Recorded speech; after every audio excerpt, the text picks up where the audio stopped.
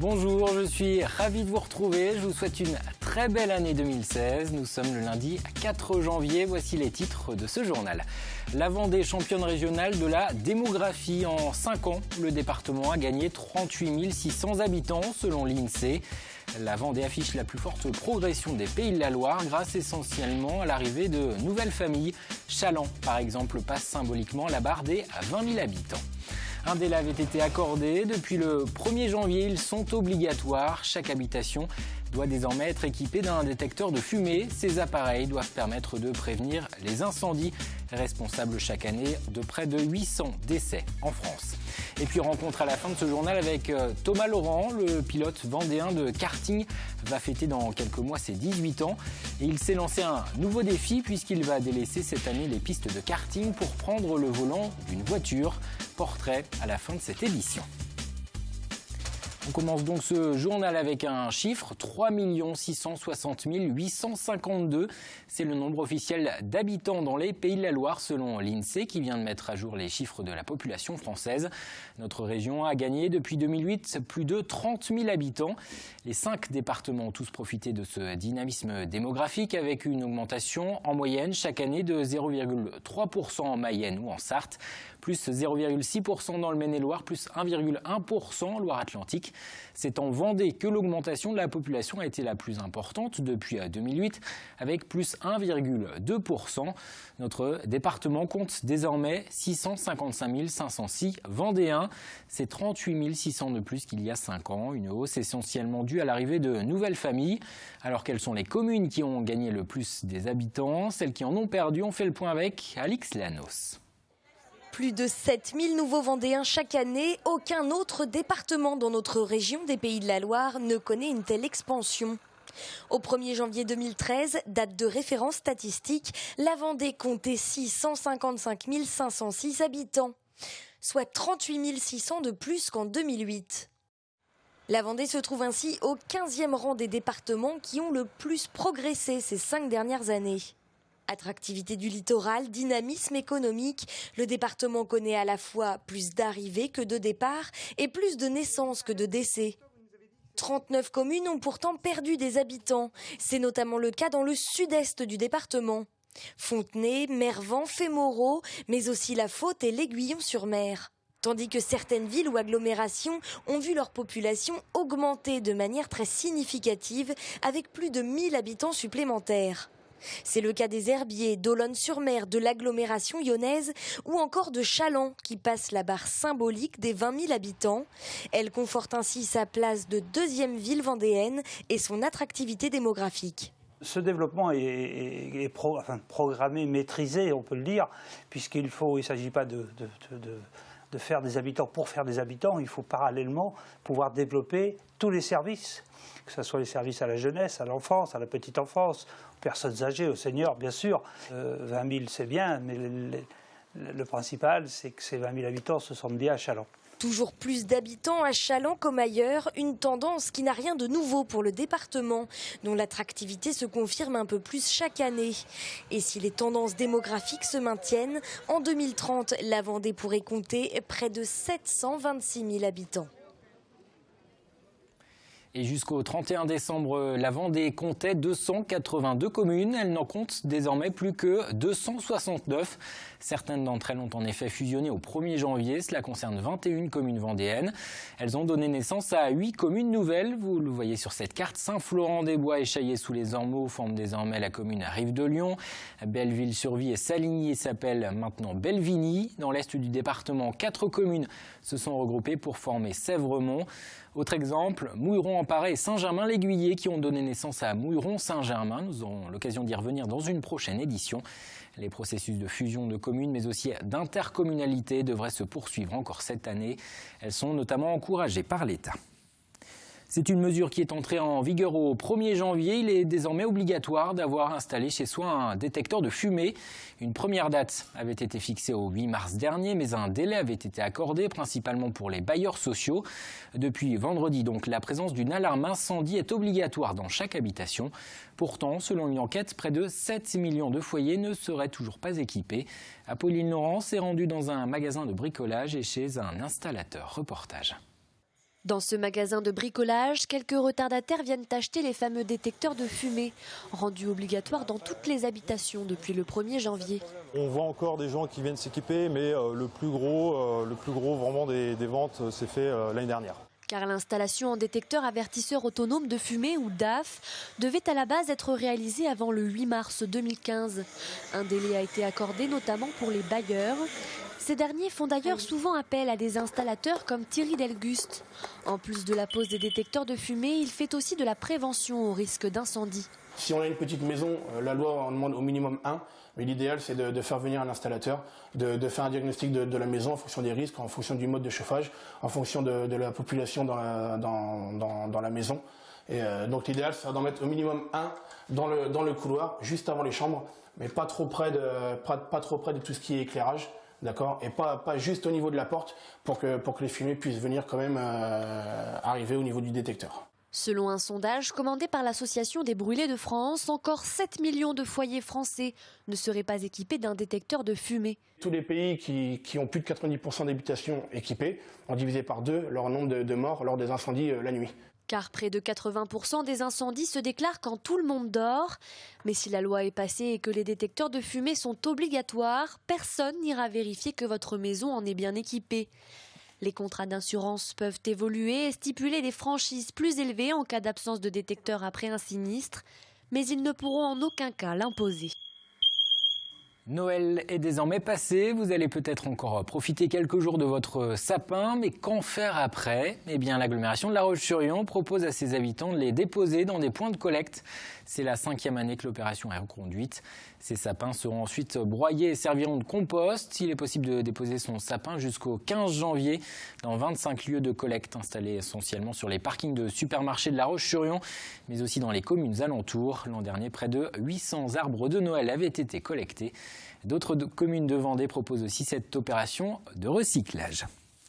Faire du sport, arrêter de fumer, passer plus de temps en famille, voilà quelques-unes des résolutions que vous avez peut-être prises pour 2016. Janvier, c'est souvent l'occasion de se fixer des objectifs pour la nouvelle année. Le plus dur, c'est peut-être de s'y tenir. Alors, quelles sont vos bonnes résolutions ? Nous sommes allés poser la question dans les rues de La Roche-sur-Yon. Mes bonnes résolutions, essayer de rester moi-même, essayer d'apporter de la joie autour de moi. J'espère passer une bonne année, scolairement et en dehors de l'école aussi. Faire davantage de sport, encore plus de sport. Mais ça, je me dis ça depuis pas mal de temps, tous les ans. Donc j'espère que cette année, je vais m'y tenir. On a tous des bonnes résolutions qu'on souhaite tenir. Après, oui, j'en ai. Mais après, est-ce que je vais les tenir ? J'en sais rien. Pour cette année, je vais arrêter l'alcool déjà parce que c'est pas... Et le fumer, arrêter de fumer aussi. Et voilà, je souhaite une très bonne année pour tout le monde. Plein de choses aux gens, beaucoup de bonheur, surtout une bonne santé. Tout le monde s'entend très bien et que voilà, on se tienne la main. Et sachez que selon une étude Ipsos, la première résolution des Français cette année, c'est de se réserver à de vrais moments de détente. On ouvre une page sport à présent avec d'abord du cyclisme et la disparition du Team Europcar. La formation vendéenne de Jean-René Bernaudot s'appelle désormais Direct Énergie depuis le 1er janvier. Elle regroupe 22 coureurs, aux côtés notamment de Thomas Voeckler. On retrouve Brian Cocard ou Romain Sicard, et puis des nouveaux comme Sylvain Chavanel, Adrien Petit et 4 jeunes coureurs de Vendée U. Le nouveau maillot de l'équipe sera dévoilé la semaine prochaine, le 15 janvier. De nouvelles couleurs qui seront visibles pour la première fois sur les routes du Gabon à l'occasion de la Tropicale Amissa Bongo. Un mot des Vendéens engagés sur le Dakar 2016. Le départ de la course a été donné ce week-end. Un début de compétition marqué par un accident. 2 spectateurs ont été grièvement blessés, fauchés par une voiture. La météo a également obligé l'organisation à annuler la première étape et à raccourcir la deuxième. Au classement, à l'issue du prologue en catégorie auto, Ronan Chabot et Gilles Pillot pointaient à la 28e place. L'autre équipage vendéen, Éric Bernard, Alexandre Vigneault était 39e. Et puis en moto, Nicolas Billot occupait la 103e position. Le Dakar doit se terminer le 16 janvier prochain. Et puis on reste dans le sport automobile avec Thomas Laurent. À 17 ans, il n'a pas encore le permis de conduire, mais le jeune pilote du Château d'Olonne s'est offert l'an dernier un 3e titre de champion de France de karting. Celui qui va fêter en avril prochain ses 18 ans va devoir relever cette année un nouveau défi. Il va délaisser le karting pour prendre le volant d'une voiture. Thomas Laurent s'approche donc un peu plus de son rêve, les 24 heures du Mans. Aurélien Huard. C'est l'histoire d'une graine de champion et de sa progression fulgurante. Thomas Laurent, 17 ans, affiche déjà un palmarès impressionnant en karting. Triple champion de France, vainqueur de la Coupe de France et même champion du monde cette année au Mans en KZ2, la catégorie Rennes. La course était très longue, c'est les 23 tours les plus longs de ma carrière. J'ai fait toute la course en tête, c'était très long. J'ai pu gérer mon avance mi-course. Mais c'est vrai que j'ai commencé à me rendre compte les 3 derniers tours. J'ai prié pour que rien ne casse et que ça aille au bout. Ça a été au bout et c'est juste magnifique. Aujourd'hui, Thomas a décidé de tourner la page du karting pour passer au niveau supérieur en auto. Une équipe asiatique, le team David Cheng Racing, le fait signer juste après son titre de champion du monde pour participer aux Asian Le Mans Series sur LMP3. Il s'agit de voitures d'endurance, des prototypes susceptibles de courir les 24 heures du Mans dans quelques années.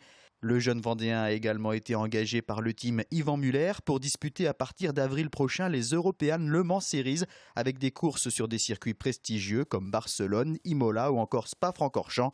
Un beau programme pour celui qui n'avait que 3 ans lorsque ses parents ont construit cette piste de karting au château d'Olonne. À 3 ans et demi, j'ai commencé à conduire un karting. Honnêtement, je ne me souviens pas exactement de tous les détails, mais on a commencé la compétition à 7 ans. Je voulais me lancer dans la compétition pour voir ce que ça pouvait donner.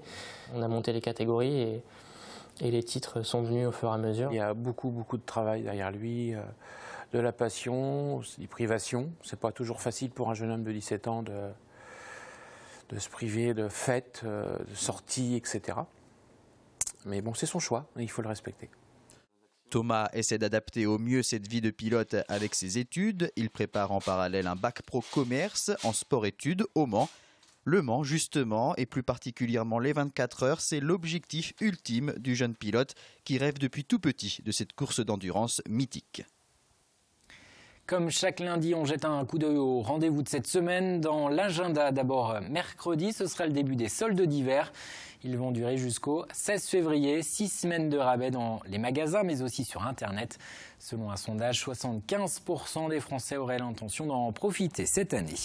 Jeudi, nous serons le 7 janvier, un an tout juste après la tuerie de Charlie Hebdo. 12 personnes, journalistes, dessinateurs de presse ou employés auprès du journal satirique, avaient été tués par les frères Kouachi. Premier événement d'une série d'attaques terroristes qui visera ensuite un supermarché cachère. Pour rendre hommage aux victimes de cet attentat contre Charlie Hebdo, mais aussi défendre la liberté d'expression, un rassemblement est prévu jeudi soir à La Roche-sur-Yon. Il est organisé par le Club de la Presse Vendée. Ce sera à partir de 18h30, place Napoléon. Attention, si vous envisagez d'aller à Nantes, samedi, les opposants à l'aéroport de Notre-Dame-des-Landes vont manifester sur le périphérique. Tracteurs, vélos et piétons ont prévu de bloquer la circulation dans la matinée. Une mobilisation avant une nouvelle audience la semaine prochaine devant le tribunal de grande instance de Nantes. Une dizaine d'habitants et des agriculteurs qui vivent encore sur le site du futur aéroport sont menacés d'expulsion. Et puis samedi, ce sera également l'ouverture de la billetterie de la Folle Journée. La 22e édition de ce rendez-vous autour de la musique classique se déroulera du 3 au 7 février à Nantes. Mais la Folle Journée débutera dès le 29 janvier dans plusieurs villes des Pays de la Loire avec des concerts prévus notamment à Challans, La Roche-sur-Yon et Fontenay-le-Comte. Le thème retenu cette année, c'est la nature. La billetterie ouvrira donc dès 9h samedi. Toutes les informations sur le site internet de la Folle Journée, www.follejournée.fr. La météo, le début de l'année a commencé sous la pluie avec de fortes rafales de vent jusqu'à 108 km/h enregistrées ce dimanche sur l'Île-Dieu, près de 90 km/h à Bretignolles.